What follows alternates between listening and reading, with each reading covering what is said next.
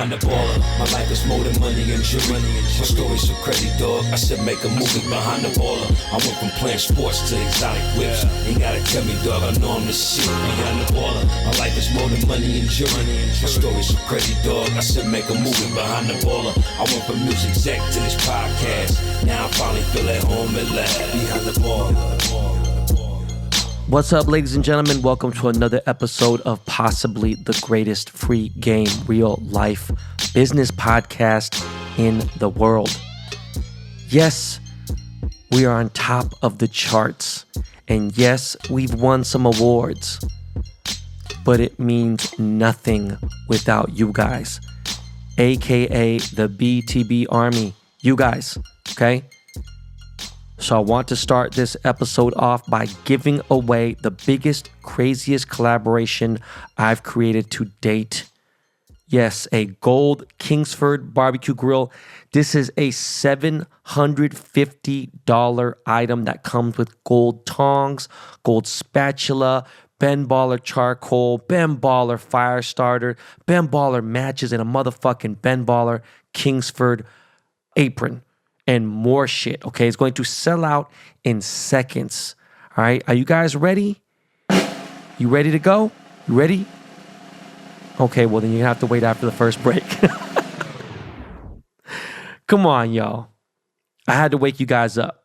You know what I'm saying? Listen, man, my name is Ben Baller, not Ben Humble, and I am the host of this podcast.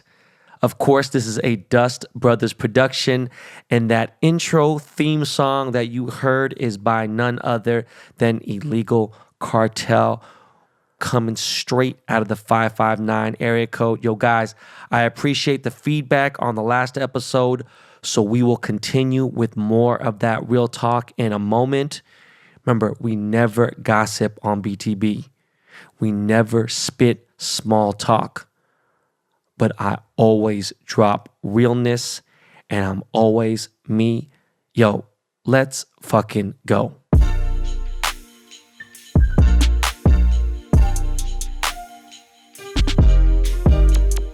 It's summer, y'all. Camping season. So let's talk about pitching tents. That's right. This episode is sponsored by Blue Chew. Guys, confidence can take you far in life. It could also help in the bedroom, especially when it comes time to step up to the plate. That's where Blue Chew comes in. Blue Chew is a unique online service that delivers the same active ingredients as Viagra and Cialis, but in chewable tablet form and at the fraction of the cost. You could take them anytime, day or night, so you can plan ahead or be ready for whenever the opportunity arises. The process is simple. Sign up at bluechew.com, consult with one of their licensed medical providers, and once you're approved, you'll receive your prescription within days. The best part, it's all done online. So no visits to the doctor's office, no awkward conversations, and no waiting in line at the pharmacy. Blue Chew's tablets are made in the USA and prepared and shipped direct to your door in a discreet package. I just started taking them and damn. So if you could benefit from extra confidence when it's time to perform, Blue Chew can help. And we've got a great special deal for our BTB listeners. Try Blue Chew free when you use our promo code BALLER at checkout. Just pay $5 for shipping. That's bluechew.com, promo code BALLER to receive your first month for free.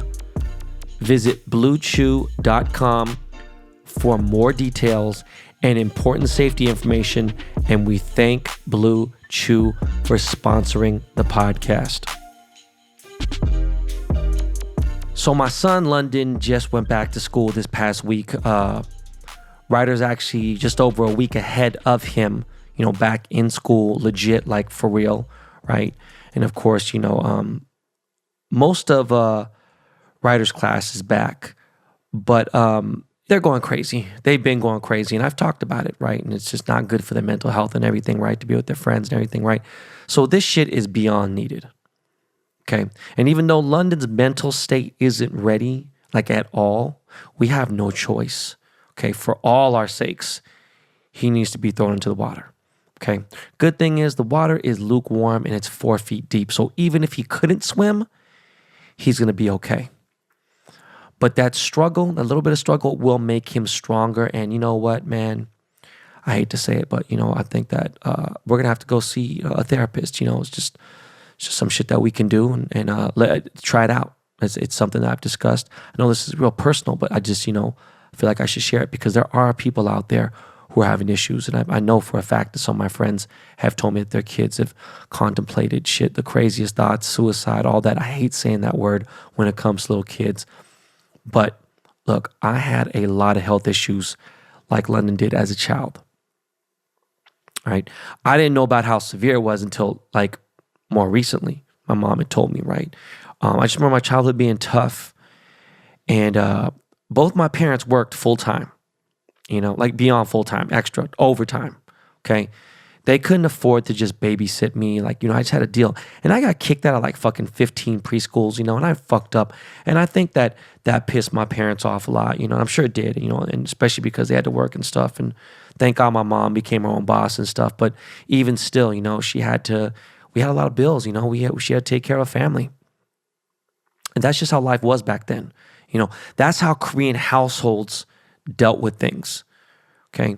Korean people, they almost never deal with family with affection or care, okay? What they do is they give tough love. And I think because my parents knew I was so independent, and especially at a young age, that I was very resilient. And that because I was so resilient that I could just deal with moving and, them moving around, the divorce and all that shit, But any normal kid couldn't deal with that, okay? Moving as a kid, moving sucks, period. I've said that before. I hate moving. I don't give a fuck if it's a nicer place. Just the process of moving is very stressful. It sucks, even if you have a lot of money. Some people don't think so. I'm telling you, it is one of the things that I hate in life. But for a kid to move schools, move neighborhoods, to make new friends, to lose friends, back then, there was no way to communicate with your friends. I mean, you could write a letter, yeah, but like when I was a kid, we barely had touch-tone house phones. We're still, dialing the phone, like, you know what I'm saying? Like, I'm being dead-ass serious, right? Like, you don't realize how crazy shit. With no text messaging, no emails, none of that shit, right? I think we got our touch-tone phone when, like, I was 10, okay? And I think of how London, like, how old he is now, right? London's almost 9. He'll be 9 in August. Look, I was walking to school by myself at 6. No joke. Now, again, there was other kids that were walking to school and whatever, and it wasn't that far. It was like 3 blocks. But life is so different then. You could leave your bike outside. There was just different shit. Yes, there was crazy motherfuckers out there. But again, like, I want to talk about our society now today and how things are and how people are blaming social media for their mental stress and their depression, okay? All right, so obviously, you don't need to watch Baller Busters or anything else. I call people out here and there, but anybody who can add 15 plus 75, okay? That today you got people who are perpetrating fraudulent lifestyles constantly all over social media, okay? There's more cap on IG and social media than there is real. It's fucking sad, right? You got a 17-year-old kid who wants to kill himself because another kid his age that he doesn't even know that he sees on Instagram drives a BMW or Benz, not realizing that kid doesn't own that car. But that kid has a social media influencer manager or a company that loaned him the car for the post just to make content with it, okay? Now, of course, there are some high-paid teenagers out there who do YouTube or, they might be rappers out there, whatever, and they do have some money, okay? Look at the Ryan kid, right? He's making fucking $20 million a year, whatever. But for the most part, let's say you see a 16-year-old with an M3 and he's rocking the latest, fucking Gallery Department or Vlone, whatever the fucking kids are wearing today. That's hot. Gucci sweats and the rarest Jordans, right? Like, this kid right here low key could be wearing a $2,000 outfit. You add the Louis Vuitton shoulder bag and all right, boom, now he's, 3 band, 3. Who fucking cares? Right? When I see kids, I'm like, cool. Like, I don't think any way of it. Like, oh, his outfit sucks or it's cool, whatever. I don't really have an opinion about it. I'm just like, who cares? Okay. But this is where I ask, where was the parenting at? Like, when does the parenting play in? Right? Like, what do you tell your kids if you're barely making enough money to feed your kids, right? You barely got enough, just to clothe them. Yes, you got to do laundry more often maybe, and you don't have a laundry machine in your house, you're doing laundromat. There's way more people than there are that are really doing well, right? You don't have a laundry machine in the home. You don't get to wear, a different shirt each day. And I'm talking about, there's ways to clothe your kids, in a somewhat affordable way, I'm just saying, like, if you go to Costco, certain things. But what I'm getting at is kids are shit today. They make fun of people. They tease people, So you got to teach them how to be grateful, okay? I don't know if you guys remember, like, 10 years ago, I think there was like this page and it showed like, okay, this is what $10 buys. Or it was like $20. This is what $20 buys in India, what $20 buys in Indonesia, what $20 buys in Brazil, what $20 buys in Mexico, what $20 buys in America. Or like even maybe it's $40, whatever. It just shows like how much food you can get and you just see, right? There's people out there who are living fucking way below the minimum wage poverty line. As bad as it is in America, it's fucking way worse other places, right? You teach your fucking kids to be grateful. You have the internet. Some people don't have the internet, but you can show them, no matter how bad it is here in America, people have it worse off than they do. And there's really some shitty ass, places to be, like shelters and things like that, of course. And again, with, the times today, kids have gotten worse. There's been more bullying. Now there's online bullying. There's harassment, there's all kinds of shit. And you know what? Sometimes when you try to kick knowledge to your son or to your daughter, to your kids, they don't want to hear it, right? They don't want to hear that shit because they got to go to school and hear all that fucking bullying and shit from other kids, But listen, bitch-assness is a trait that's been trickled down from above, okay? Mental toughness is an exercise and it must be practiced. Okay, you got to practice that shit. You got to teach your kids how to be tough. You have to talk to them. You have to remind them.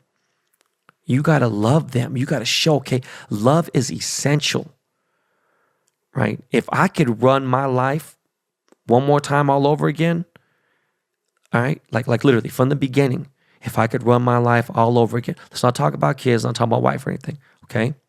And it came between my life, how I came up, or like my wife's upbringing, okay?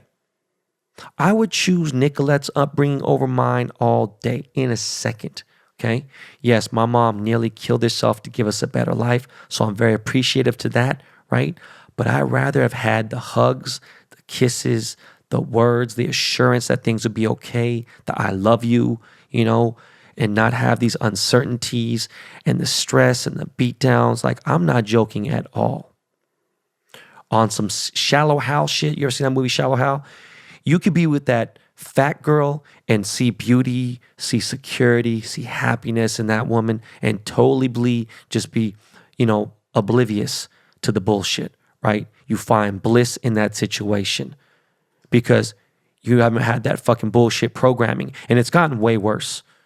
As of today, I'm just saying, it's just gotten the worst. It's obviously the worst it's ever been because it's escalating. And when does it stop? I don't know. How much worse could it get, right?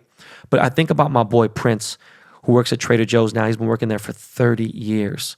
And he's raised a family off of it. He's got 2 kids. He's a good dude. He is genuinely happy. I mean, he's never moved out of Koreatown. He's been in K-Town the whole time, right? And like, now I know, look at, my boy Prince ain't been to 45 countries before, okay? I don't even know if he's been to Mexico, right? I know he's never been in a private jet. He's never owned any exotic cars. But you know what? He's raised 2 good kids who are on their way to college, and they're decent people who will contribute to society in a great way, okay? That means he fucking won, all right? My dad never chose the easy route. And when I say easy route for me, right? I'm not saying it might have been fucking, it might have been easier for him, you know what I mean? But, he's like, fuck it, this is what it is. All I care about is religion and fucking the church and teaching and whatever. It's like, I hated my dad for that, okay? He put the burden on me, all right? And not just the ass whoopings, the beyond ass whoopings that he gave me, okay? When I say beyond ass whooping, like he would use 85% strength, right? With his grown man fist at the time. My dad is 5'11", like 240 pounds, okay? He would literally, I would say I've had at least 1,000 grown man fists to my jaw, to my back, to my stomach. And this started from age 5 and ended around 15, okay? These are punches that would possibly knock out other grown men, okay? I would get that, like, I can get over the beatings, all right?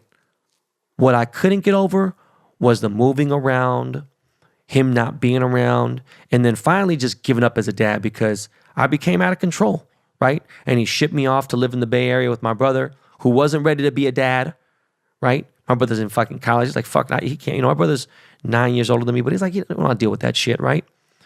And my brother was someone I idolized at a young age. I think I've said that early on the K-Town Hustle series when I broke down this podcast. But he turned like from my idol to a person that I despised. And it wasn't even my brother's fault. That's what's fucked up, okay? They try to teach me humility. They try to teach me other things. They try to teach me in the worst way, though. The problem was it was the only way they knew how to, right? Again, my dad forced religion and education on me. For those of you who don't know, in Korea, you go to school 7 days a week, right? That shit is no fucking joke. It's no joke. And then you got religion, for the most part. You go to church and all that shit. And it's just fucking, it's like, you're a robot. Nothing was more important to my dad than the church and school, right? And to be real, those are two things that I could actually give a single fuck about now, right? I was forced to go to church until I was fucking, pretty much until I moved away and I didn't have to go to church anymore. That was probably the only good thing, okay? But I won't get into religion on this episode because Miles will pull his hair out and he just got his shit back, okay? But after getting out of, I got kicked out of 5 schools, right before high school. My dad moved us to Beverly Hills. Okay, we lived in a 600 square foot apartment. I'm sure you're sick of hearing it, and I'm sick of telling it, right? That apartment is still there today. It is on the northwest corner of South Rexford Drive and Olympic Boulevard. I think it's 361 South Rexford or 360 South Rexford. I forgot. Fuck that place. Okay, we lived in a single apartment with 3 people. Me, my dad, and my sister. 1 bathroom, one fucking shitty ass kitchen. This place was a fucking shit box. Okay, it was the slums of Beverly Hills. Our place in K-Town was nicer than this place. All right. I lived on the same street as that fucking super famous. If you live in Los Angeles, then you know this lawyer, Jacob and Ronnie, right? Called Jacob. He has over 1,000 billboards all over LA. He's a fucking scumbag. That's a whole different story. Okay. So on the first day of school, I ride my bike to school, and sometimes I walk, when I went to school. And then prior to that, listen, I used to take the bus so fucking much. I love the bus. I love the RTD, which, later became the Metro and the M or whatever. I took that shit so much that I would sleep on the bus. I would take the bus, and I would take the bus from Wilshire Boulevard in downtown LA, right where it starts, right there at Grand, and take that shit all the way to Santa Monica and walk way before the 3rd Street Promenade ever existed. I was a latchkey kid. I was fucking bored sometimes. I just like, fuck. I didn't care about school that much and everything, right? But once I went to Beverly Hills High, from the first day, I remember pulling up to school and I see this kid, James Purse. Yes, that James Purse, right? Clothing designer. You see his clothes all over boutiques. You see it at fucking Bloomingdale's or whatever, Macy's, maybe, I don't know, Nordstrom. He has his own actual stores, right? That James Purse. See James Purse being dropped off in front of Beverly Hills High in a brand new black Testarossa. So it was even crazier because it was black. Most of them are red, right? You see Ferraris all the time. I would see these dorky kids, like, oh, who the fuck is this kid? Kids dropped off in a 400i, Ferrari. Fucking just crazy. Mercedes Benzes, all kinds of nice cars, Rolls Royces. And even the kids who live south of Wilshire, as I did. The Beverly Hills kids, they were still well off. These kids are like, whatever, they live pretty cool. Not us, not us at all, no. My dad had a 1982 Toyota Celica with a fucked up hood, right? Looked like fucking Starburst. It's fucking crazy. It was two-tone paint. The plastic was all brown and everything. The car sounded crazy as fuck, right? Even when my dad would turn the car off, take the key out and put it in park, the car would still make noise and the whole car would shake. It was embarrassing as fuck. This shit was a scene straight out of the movie Karate Kid, all right? Like when Daniel LaRusso went to golf and stuff with Ali. Like, I was sad. I was way too embarrassed to be like, oh, have humility, think about the kids who have less. I get it. I'm in a different situation though. You know what I mean? Like, I'm in a real bad situation. I was so embarrassed to have my dad drop me off at school. He almost never did. And, he got it. Did it make him feel bad? Fuck that. Who gives a fuck? I'm not worried about him. He chose to do certain things. He could have did something else. There was a lot of things that my dad did that were fucked up, like not being a good husband, what I'm saying, to my mom. And they would have been together. Who knows what fucking happened from then. But even the kids who lied about their address and lived in South Central, someone lived in Compton, and they just went to Beverly just to play ball, even they had nicer cars. Okay? It'd be like, oh, what's so super? No, shut the fuck up. All right? I just wanted to move back to Koreatown where I felt cool, I fit in, taking the bus was acceptable, it was okay, living in an apartment was normal, all right? And again, some of you guys are listening to this now saying, bro, like, it ain't that bad, and I'm telling you, fuck looking at your phone, seeing a kid in a nice car and nice clothes and let it be cap, right? I witnessed this rich lifestyle for real and nothing was fake, okay? It's a lot different when it's in your face and you got to see this shit every single fucking day. All right. I went to high school with fucking Eric Menendez of the Menendez brothers, right? They killed their parents because the fucking greed and, they wanted to have money and there were some money issues, whatever. They said they were being raped by their dad. Who fucking knows, right? And there's people defending them now later. They don't fucking know a fucking thing. There's people who fucking follow false narratives and make up their own crazy shit, do all kinds of fake investigative reports, aren't even fucking real investigators. Yes, they could find certain things. That don't mean you could put together an entire story, all right? I went to high school with that cocksucker who killed both his parents because they wanted to fucking have Rolexes and shit and everything. It's just a lot of pressure. It was a crazy time, and I was too ashamed to go to birthday parties. Whenever a kid at school, it was like, we couldn't really afford a fucking, a gift, a proper gift and shit. It was a weird situation. My dad got paid very little, a lot of his money went to church. And, he had to raise, me and my sister. My brother had a job already at that point. But, I couldn't just pull up to these houses, in Beverly Hills, these birthday parties. They didn't have addresses I could take a bus to. Or they didn't live in their places where I could even walk to. 90210 is big as fuck. It would take an hour and a half to get, even longer than that, okay? So I had one choice pretty much.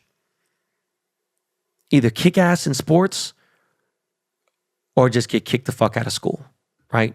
And what's funny is I did both, all right? My freshman year, off the bat, I was scoring touchdowns. I was a running back before I became a receiver, right? I was scoring touchdowns. I was dunking by the summer of entering my junior year in high school. But I also had a gambling problem. And thank God I had two rich friends who never judged me and were so kind to me. And they were the reason why I didn't go absolutely apeshit crazy, okay? They made it worth it for me to be at that school. And when we built our fucking relationship, that was right when, I got caught being a bookie, right? I was going to fucking Hollywood Park, you name it. I was going to Santa Anita. I was gambling on all kinds of shit. I was making some money. And that was the only thing just so I could fucking survive and kind of fit in. So instead of me lying and saying I had money, people knew we were poor, or I'm sorry, we were lower middle class, but, compared to them, I was like fucking a disease. And, at least with the money I was making from gambling and stuff, my dad had no idea because, he's working full time and then doing church with the church. I was able to fucking go to the Century City Mall and whatever and get some shoes and try to get some fits off. And my dad just really didn't pay attention that much, had no fucking idea, okay? And I was just getting comfortable at being at school and I was trying to fit in. And it wasn't until then that I realized like, hey, oh shit, hold on. I got my 800 SAT score. I actually got a 1060, my first score, and my second score is 1280. But, I got that out of the way and I was playing ball. So I'm like, yo, listen, I could go to a small school in LA. I'm good. I could go get a job. I'm not tripping and go play ball. But then my dad couldn't move again. He was done. That was it. And this time he felt like it was just too much to drive me or to worry about me at a different school. So they had like this long talk and they put on my brother. My brother wasn't ready for this shit, so they shipped me off with my cat, with Fat Freddy, right? I don't know if I ever talked about that, but I have my cat. He was a gray cat. We adopted him. I fucking love this cat. He was with me for 14, damn near 4, I forgot how long. But this motherfucking cat was with me for a long ass time, okay? I moved to Albany with my cat. And after, I went to Fairfax for a little while because I got kicked out of school. And when I moved to Albany, Fairfax, I saw the opportunity. I was like, listen, man, I'm at a Division 1A school. This is, where I can really, flourish and play ball, boom. And I felt way more in there. I was like, all right, cool. But it was like there was a lot of cool kids at Fairfax. Like, Red Hot Chili Peppers went there, other cool people. And it was like that the Melrose crowd, right? I was good. I was like, all right, I got my swagger. I'm straight here. And I had a lot of people I grew up with that, went to school there. So, I moved to Albany, and you want to talk about a fucking culture clash, like it is a different world. Okay, I went from a spoiled, privileged, rich, school with rich kids, 3,000 students, right? The population was what, 3,000? Yeah, 3,000 students at Beverly Hills High. Went to a 600 student high school in a town that is 1 square mile big. It is a fucking tiny ass town in a suburb of fucking Berkeley in the East Bay. All right, I never mentioned Beverly Hills High the moment I went there because I knew it would be like suicide. Okay, but kids found out that I went to Beverly Hills High, and it was so crazy. I remember going to football practice, no dad, no brother, no nobody, just solo dolo. But I felt like Sunshine, right, from the movie. Remember the Titans, the movie, when Sunshine pulls up in that fucking 67 fucking Corvette with his dad. It was in the Army shit. I had no dad, I had no Corvette. Just pulled up to fucking the football practice. And it was because I had really long hair, but I had the sides shaved off. It's a different hairstyle, right? I dressed different. I just talked different. And, I came to football season late, but I started immediately. I think like 1 week in, I learned the plays and everything. And I remember begging my dad to let me go back to Fairfax at least for my senior year, right? And I'd live with my mom if they would just let me, but they weren't having it. And I understood my mom's situation, right? My mom was remarried and all that and everything. And, that's the rest in peace to Leo. He was my dad too, who, did a shit ton for me. And he maybe had an easier job. Anyways, I never let that go, that they wouldn't let me at least finish my senior year back in LA. And to this day, I haven't talked to my dad, from, I would say, from 94 maybe, about 94, 95. So from 95 until today, 2021, right? I've had less than fucking, 50 conversations with my dad and seen him very little. He's seen my kids, and I don't know if he's seen Kaya yet, but it's just like, it's just due to all that fuckery, all that shit, all the fucking just the fucked up parenting. That's how Koreans. And you know what? It wasn't until even my wife was like, "Yo, that shit was wrong. You keep saying it's Korean way, whatever." I said, and it's she's right, And once again, at Albany, I didn't fit in at all. Okay, but at least I didn't feel sized up. In a way, they're like, "Oh man, Ben thinks his shit don't stink. He thinks he's too cool." So people didn't like me there. And, they didn't accept me, and that's all good, what I'm saying? But that's why I put all my time into sports, and I worked at fucking Burger King, and I saved my paycheck. I bought CDs, and anytime I could fucking DJ, if I could practice on that, but didn't have my DJ equipment, I don't even know where the fuck to this day where my dad put that shit, but if I had some free time, I would shoot the shit with homies from school and whatever, and I played ball. I would literally just play ball. That's all I did, okay? You couldn't play football all year round, but I did. I lift weights. I had a membership at Gold's Gym on fucking San Pablo Ave. That's all I did. But the Bay overall, the Bay Area, it felt right to me. Okay. I didn't realize until I left, till I graduated school and finished, I didn't realize how much cool shit that my brother put me up on. I didn't realize how fucking amazing of a place the Bay Area was. Okay. I didn't want to hear none of that shit. I wanted to be back in Hollywood. I wanted to be in the party life. I wanted to be back with the Beverly Hills homies. I wanted to glam and glitz. I wanted to smash broads. Now I felt like, look, man, it's different. I feel like I could reinvent myself, And now, like, me and my wife argue all the time about moving back to the Bay for good. Not just having a fucking condo apartment up there. Like, I much rather have my kids go to school and be raised in the Bay than in Los Angeles. Okay? But the whole point of this rant right here is that parenting is not easy. Some people get really lucky and have kids who are less troublesome. They ain't got no allergies. They have no health issues. They can cope with things. They're not tripping. They're just good, easygoing kids that everyone likes to get along with people. They have friends, whatever. Okay. I don't think that there are a lot of parents out there who could deal with a kid like me. Okay. But I was molded that way. You know what I'm saying? I got into trouble. Trouble followed me because I had that energy around me. And I can't regret shit about those years, how I behaved from ages 10 to 18, because I had no control over those years. That was bad fucking parenting. They said they're easy to blame.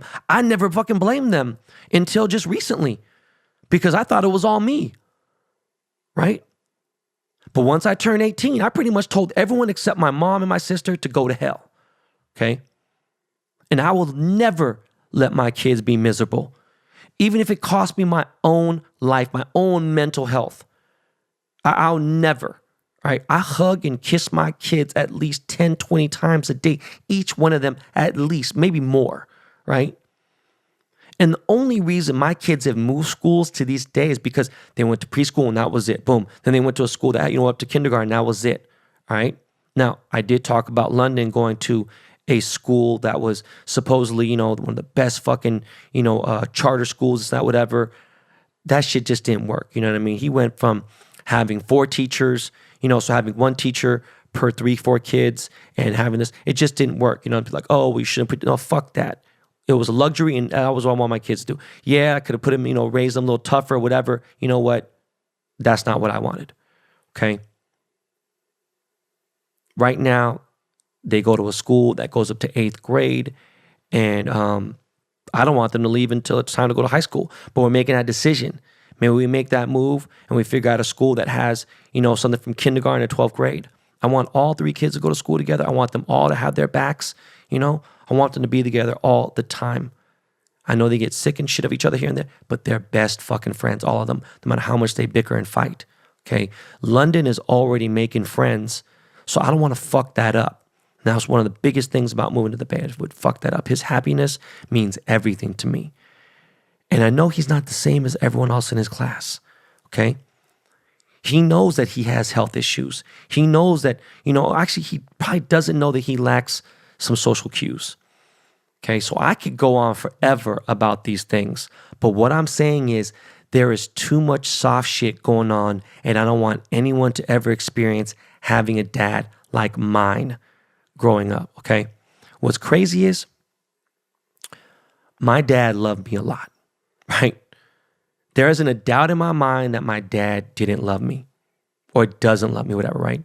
That's just how fucked up that old school Korean upbringing is, all right? And just because I wasn't a scholar, he unleashed his frustrations on me. Any kind of shit he had in life that pissed him off, his anger, his temper, boom. My sister would tell me, thank God you went to school with rich kids and were able to network with them, and set some goals of what you can get in this world instead of being around people who lack goals, meaning, from, obviously comparing Koreatown to Beverly Hills. I told her, but you know what? Yeah, I'd probably be much happier maybe, all right? Yeah, maybe I'd have a fucking, middle class job, whatever the fuck it is. But I'm happy now, so I'm very grateful, okay, for how things turned out. But if I can trade it all before my life as a husband and a dad for less pain, like my life, not the upbringing, I'm talking about overall, just that's priority fucking, DJing, all the shit that I did, sneakers, all that stuff, I would do that shit in a micro millisecond. Yes, I would not be the Korean fucking Liam Neeson or the Korean John Cusack or I would definitely not be the Forrest Gump of hip hop. Okay? But listen, parents, listen to me. And for future parents, your kids didn't ask to be here. Take care of them. All right? Don't have kids unless you can give them everything they need and then some. It doesn't have to be money, but you got to give them a lot of love and a lot of attention. Okay? Yeah, when it comes to sports, maybe push them to their limits, right? But schools, all over the country right now, they're tough. I can't imagine how society, high school, junior high, how cruel fucking kids are now. Motherfuckers don't give a fuck. There's no fucks given. They'll make fun of your fucking face. If you have a fucking disability, they don't give a shit. I know they try to be like, oh, let's change it around. That's bullshit. That's cap. All right, a lot of shit don't make social media. But again, I thank God for my friends, David Sternlight, Stephanie Steinman, of course, my boy Nick Adler, because everyone else treated me like shit, including my dad, right? I'm not making up a fucking single thing about the level of beat. I'm not even gonna get into the early beatings that he would do with the belt, the fucking Hot Wheels racetrack fucking thing, go in the bathroom, all the shit that he would fucking turn off the lights, make me sit there for 30 minutes till my fucking legs would fall asleep. Like crazy shit like that. I couldn't imagine ever doing that to anybody. Right? I went the opposite direction. People say, oh, you get beaten up. You beat your kids too. Now, fuck that. On top of that, I would never, ever put London, Ryder, or Kaya in a situation where they would be at the bottom. That ain't fucking cool for me. All right. Like now, if it's sports, all right, cool. Figure that out. And I know that might stress them out. It's tougher. I don't mind if they went through that. That's a different type of pain. But to be at the bottom, as far as like society, financial shit, like that, fuck that. Never, ever. And even still, like I've said many times on this show, I don't want my kids saying, oh, my dad has a Ferrari, my dad has a Lamborghini. No, fuck that. None of that. No, what are you talking about? I want them to be fucking blended in, have fun, and they have fun. They eat, they're good, they're happy, For the most part, London and Ryder are fat, you know what I mean? They eat good. London eats a lot too. He just has a fast metabolism, okay? But you have no idea how much anger that bad parenting, that upbringing, those fucked up years, that shit brought a lot of fucking just resentment and everything. Okay, you have any idea how bad I wanted to go back to my high school's 15, 20-year, now my 30-year high school reunions this year. I was going to pull up to my 20-year high school reunion in a mink sable, like dragging on the ground in a Rolls Royce, okay? But my wife slapped some motherfucking sense into me and said, nah, you ain't doing that shit. The fuck is wrong with you, right? This was it my 25th anniversary, I think. I forgot. This was I want to do that shit. Thank God, like, my wife did slap some sense into me. Like, you imagine pulling up in a fucking fur coat and it just rolls. I just, like, what's wrong with me? She's like, you can go alone then. And I'm telling you, when your parents fuck it up so bad, right, in raising you, that shit can scar you in so many ways. I still have issues with it, okay? But thank God for Nicolette. Thank God for my kids. They saved me, okay? My biological father, today, he has dementia, and I don't know how much longer he has in this world, and I really don't care, right? My brother and sister have pleaded to me to just be like, yo, just show up and see him every so often, It's like, how could you be mad at him? Like, I had it worse. And my brother did have it worse. Believe it or not, my brother went to boarding school, though, so, like, he was just acting. My dad beat the dog shit out of my brother, So it's like, he's like, I got over it. Like, and my brother's, like, I'm not going to get into that. That's his life. That's his business. But he'd be like, listen, being mad at dad is like being mad at a dog. Man, you're going to regret not being around. My dad's wife, she passed away a couple years ago, and she had some money, like not a lot, but she had a little money. And they're like, what do you want to do? And I was like, dude, what? I told my brother and my sister, I was like, I don't want a single dollar from anything that had originated from my dad. I'm good, okay? If anything, like, give that shit to my mom, okay? Everyone listen, if you ever wondered why I'm so intense at times or have so much built up aggression, I think this might give you better insight as to why, all right? So again, y'all, parenting is a complex situation, okay? Some people have it easy, some people don't, all right? And with that, Miles, let's take it down like 2 million notches, all right? And let's play the Army, some Lakey Lake. All right, guys, we'll be right back after this commercial.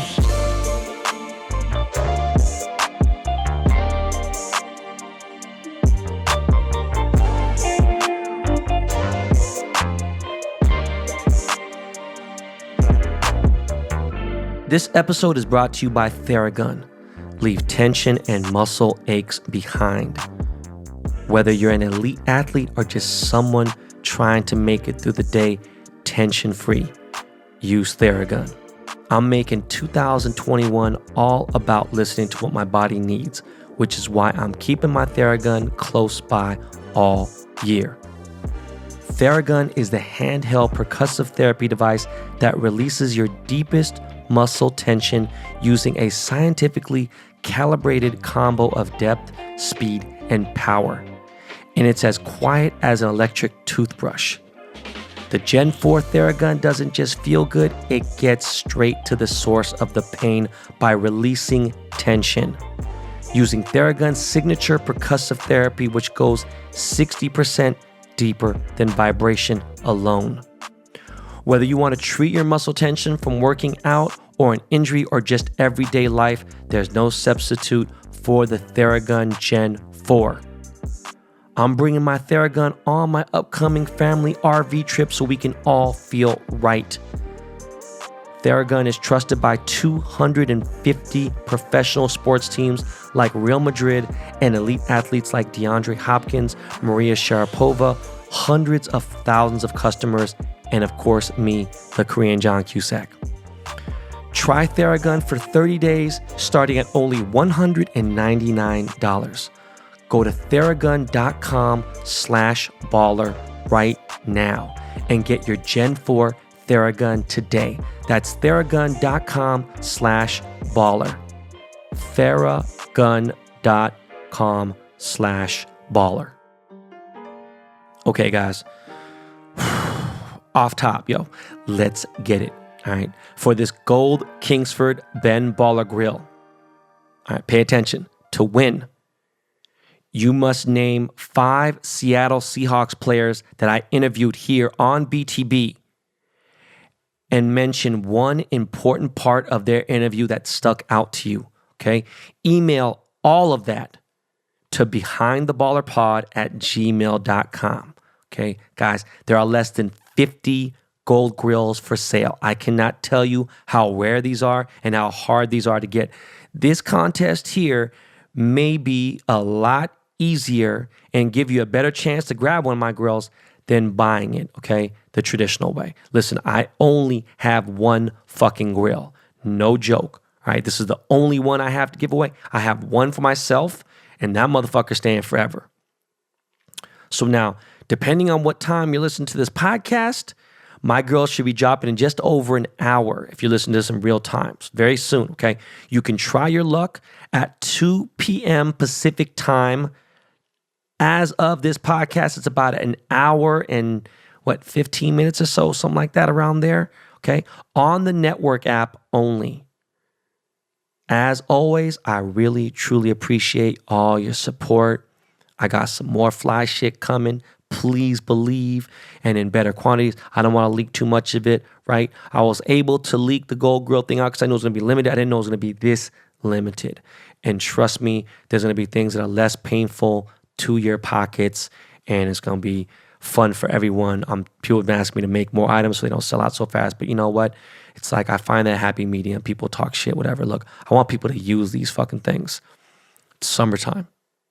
All right, so that's the contest there. I'm still a little bit out of it, man. I just really, I know that intro, that bit was, of this episode was tough. It might have been tough for some of y'all to listen to it. It might have triggered some of y'all who had bad upbringings, had a rough childhood. But I just want you guys to know that being envious over someone else's life that you don't even know is crazy. But now imagine being envious over shit you have to see every single day in real life, okay? I didn't even get to mention that London is back at school, right? And he has a bully at school. And of course, this kid has a fucked up dad, you know, and it's typical, right?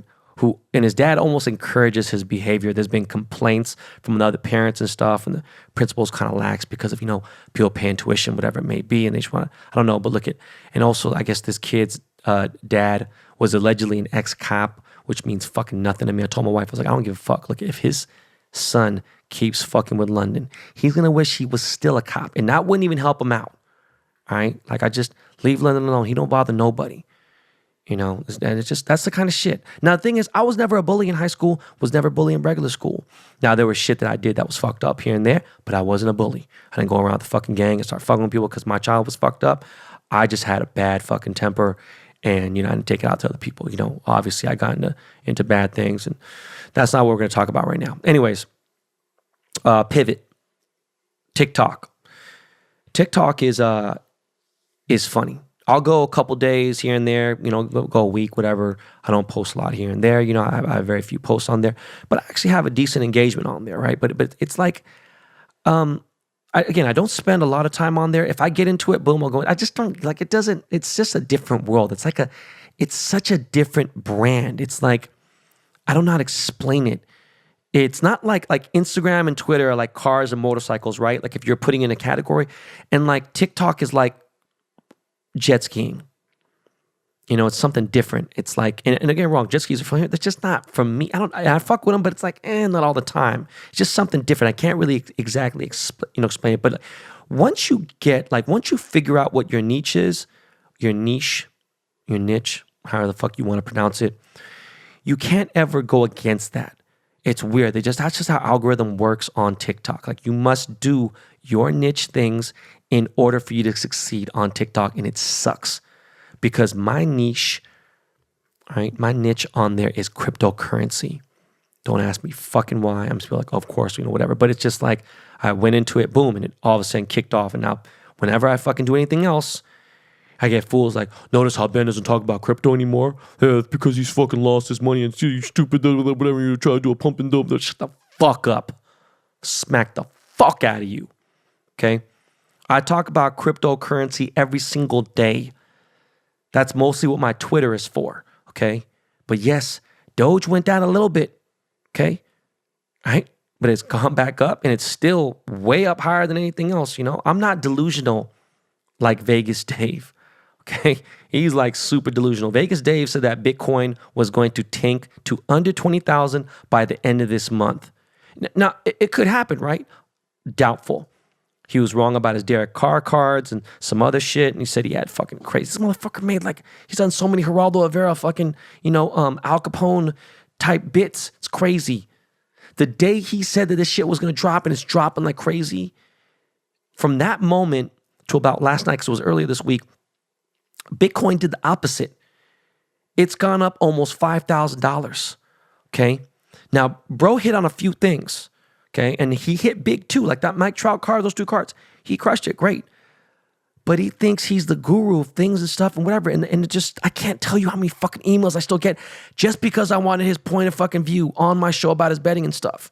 Says the craziest contradictions. So I just wonder about it's just, who doesn't know? Like, are people that fucking stupid? Yes, I guess they are. You don't know that, you see 4,000 comments and 3,800 of them are fake and bot. Like, it's crazy. Come on. Right?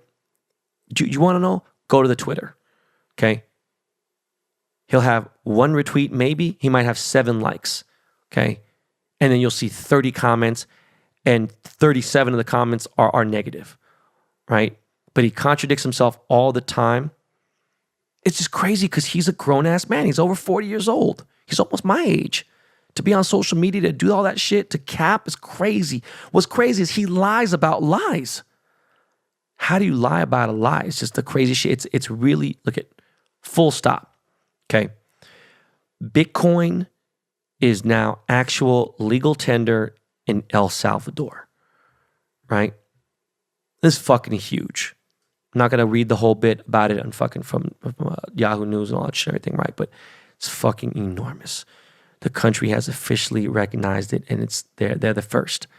So, look, once a few more countries follow suit, you're going to see all crypto creep up. You're going to see a big step that way.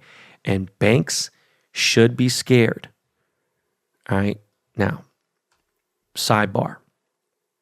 Jacob & Co. It's pretty much my inspiration to get into the jewelry game, right? Jacob & Co. went on their Instagram yesterday and posted a picture, a GIF file of a Bitcoin, and announced that they are officially accepting cryptocurrency, Ethereum, and Bitcoin, and that they are the first luxury watch brand and first jeweler to do so. And you know, I had to leave a comment to let Mr. Jacob Arabov know that, nah, bro, you are not. And not only are you not, you are only 7 years late to the party, my G. Okay? Come on, fam. Like, how do you say something outlandish like that? Like, even if you made that post 5 years ago, you'd still be super late. Okay?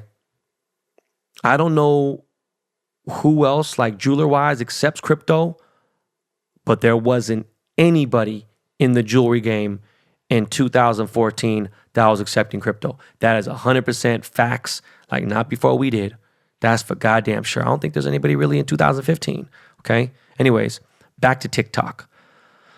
For those who don't know this, there is a creator fund on there, and it actually pays anyone who has at least 100,000 likes. You have to start off with that.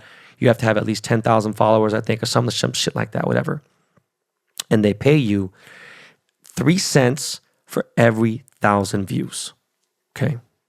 So I'm at like, I don't know, just under $400. If I just started getting paid around there, whatever, it's like, fuck am I going to do with that? I'm probably going to end up just donating that to whatever. What's crazy is that there are people out there who make $10,000 a month just off views. Forget the paid content, Fashion Nova, all the other shit, right?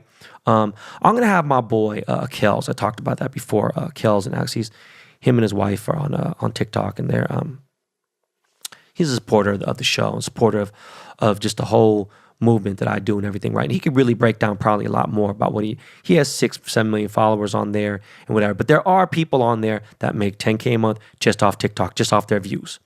Okay. So I go on there and I come across this homeless teenagers page on the For You page. It took forever for me to understand what the fuck the For You page was. FYP, hashtag FYP, whatever. And the teenager's account, he's homeless, is Random Homeless Guy 2. All right, on TikTok. And he lives in Rialto, California. He has an Instagram page, so I don't know what it is. But I can't tell if his account is cap. And it seems like it could be, right? But it seems real. Okay, so I started to follow this dude because it's kind of sad.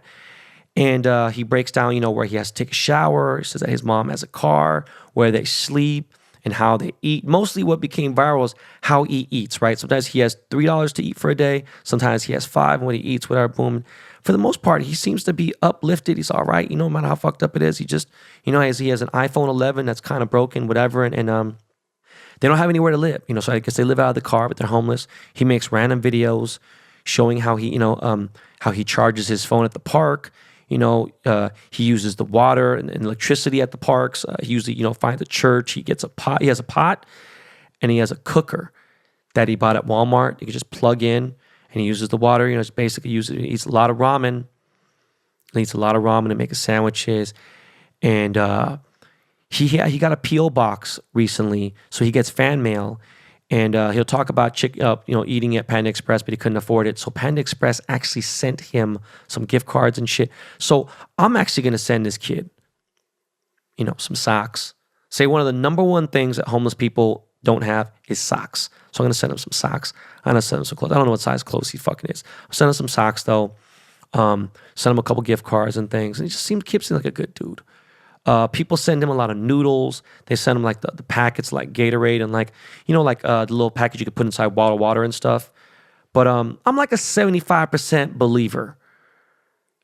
But I don't know, man. You got to go check out his page. Again, it's Random Homeless Guy 2. He's got like 1 million followers now, right? And anyways, speaking of the homeless situation, it's gotten so bad in California. There's this page. I forgot what the fuck it's called. I think it's Streets of Los Angeles or some shit. And there's like 1 block away from Riff, there's homeless encampments that are going on fire and fucking exploding, right? And California is definitely worse than anywhere on this planet when it comes to homeless shit, okay? But it's just getting so fucking depressing. When you pass any freeway in LA, you will see homeless encampments. It's just fucking crazy. And again, I think I said this before. When I was up by where Bigfoot was, right in the redwoods and stuff, there was homeless shit in Santa Clara, like all across. It's fucking everywhere. It's just going crazy all through California. People move out here because of the weather, and they just whatever. It's just crazy. The beach is getting bad. So I don't know, man. But the random homeless kid, his page he only has like 20 videos max. Just do me a favor. Watch all the videos. It ain't gonna take you very long. It'll take 20 minutes to watch all the videos. And tell me what you guys think. Right? But back to TikTok. My all-time favorite page. I've only been on TikTok for fucking 2 months, 3 months, right? But there's an account on there. These two guys from New York called the Broadcast Boys. They are fucking brilliant. Okay, genius page. Genius content. I want to actually have them on the show. Check them out, okay? And when it comes to podcasts, look at guys, I know you guys don't just listen to mine, right? Most podcast listeners have about 5 podcasts along the rotation. I don't even listen to music in the car anymore. I only listen to podcasts, mostly murder mystery, listen a little bit of Cap, listen to that dude, Mark Gallegos, whatever the fuck his name, Gallegos, the fucking attorney dude. Him and fucking Dick Fuck. What the fuck's his name again? Oh my God. Adam Carolla. And they say some of the stupidest shit. It's crazy how good of a fucking attorney Mark is. And you hear the stupid ass shit. But one podcast show that Michael Rappaport put me onto that is fucking excellent. It's called To Live and Die in LA. It is a murder mystery podcast, obviously based in Los Angeles. It is literally incredible. All right, the first season I listened to in real time, and it is about, obviously this girl who moved to LA. They never fucking found her, all this crazy shit. I'm not going to say too much, but just listen to it. If you get a chance, check that out. You'll get hooked and addicted, okay? So the second season just dropped last week, and it's crazy. This shit is not just by random chance. I was like, oh shit, what's this about? Boom. I don't know if it's affiliated with the first. I don't think it is. I'm sorry. It's like a different narrator. And this new season of To Live and Die in LA, it involves a Korean girl named Elaine Park, who's from Glendale, California, which is crazy because that's where my wife is from, right? And she is missing, and they think it's her ex-boyfriend, who happens to be a rich kid from Calabasas, right? Whose dad is a fucking acquaintance of mine, right? And they talk about, so far as only 2 episodes, right? They talk about the places that she went to and the concerts that she was at and where there might have been some clues for some of these concerts. And they're bringing up friends of mine and people I know and places I've been to, like these actual concerts. I was at these concerts backstage, which I don't remember this chick at all whatsoever, but it was crazy because this show, To Live and Die in LA, this season, it involves members of the band Incubus. Now, Incubus is a huge fucking band. And I've been friends with everyone in the band for at least 20 years, probably like 23 or 24 years. Okay, anyways, great podcast. Check them out. It's nice to share some love, and I'm not getting paid. This ain't a commercial. Just want to let you guys know, man, that's the shit that I fuck with. But again, I'm sorry. I didn't plan on going that hard about my teenage years, but I did. And, so there's not much time to talk about sports, but a few things real quick. All right, look at Seahawks. Please re-sign and give my dog, Jamal Adams, his paper, okay? Extend his contract, sign this dude, give him his bread, okay? He deserves that bag. That motherfucker broke records.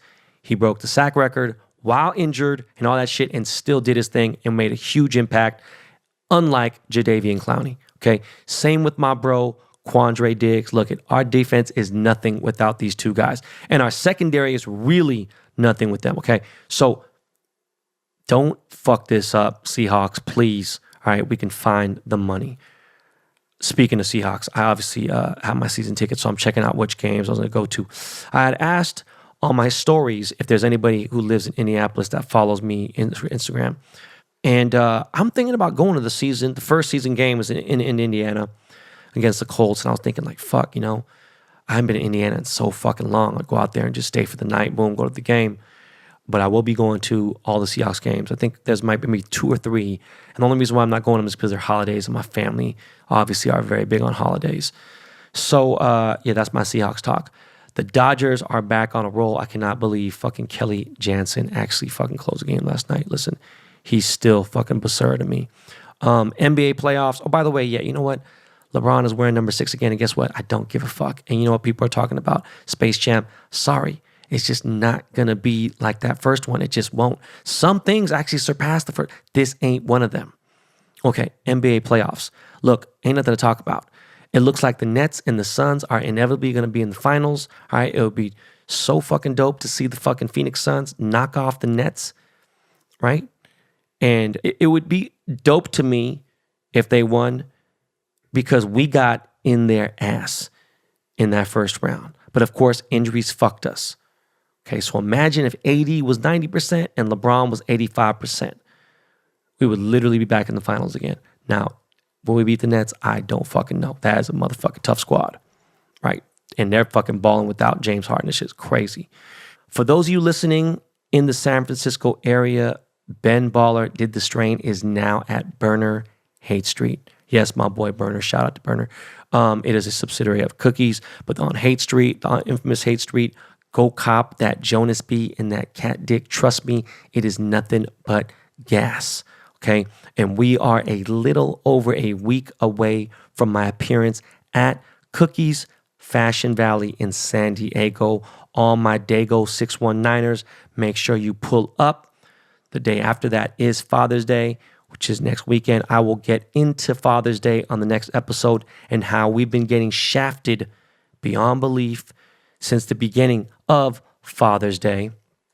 Oh yeah, don't forget to ask those fan questions on the podcast page. Make sure you leave a 5-star review in question format on the Behind the Baller iOS homepage.